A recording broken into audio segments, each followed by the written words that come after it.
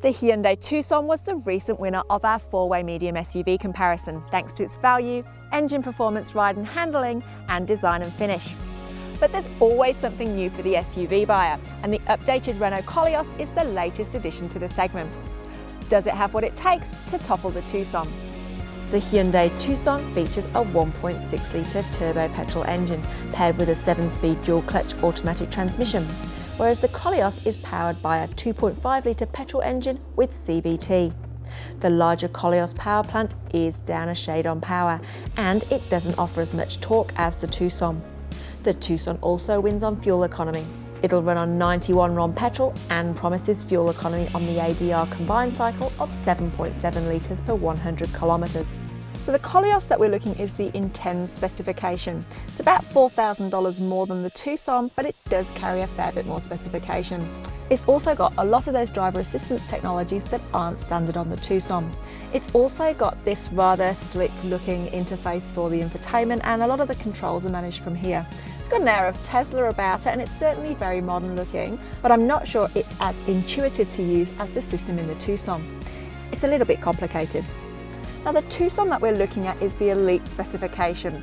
It comes with cloth seats instead of leather, and it also misses out on some of the features that are included on the Koleos, things like autonomous emergency braking, forward collision alert, and lane departure warning.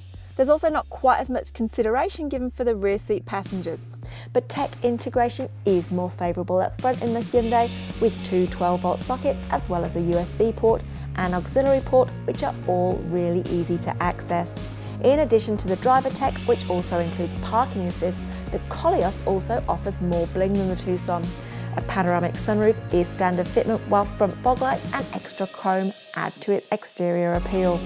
Now looking at luggage capacity, with the seats up, the Tucson has a slight edge on the Koleos, but with the seats down, the Koleos has an impressive 200 litres more capacity than the Tucson. And that luggage capacity is easier to access in the Koleos thanks to its boot lever. The seats folding down in just a single movement. Once behind the wheel of the two SUVs, the differences are once again quite noticeable, but here it's the Hyundai that wins our vote once again. The Tucson benefits from its localised suspension tune. The steering turn-in is sharper and there's less understeer, and it's easier to place on the road.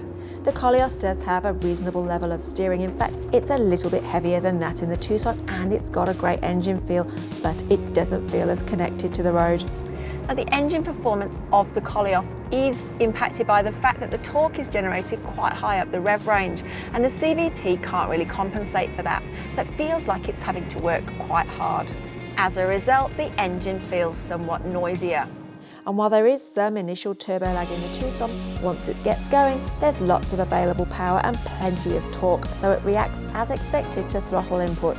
And because it's able to access that power, it doesn't need to work so hard, particularly on steep hills, so it's actually a much more pleasant driving experience. The updated Renault Koleos does have plenty going for it, and if you're after a city SUV that's packed full of features, then it's worth a test drive. However, on this occasion, it's the Hyundai Tucson's driving attributes that sees it win us over once again. It retains its position as our favourite medium SUV, ready to take on its next challenger.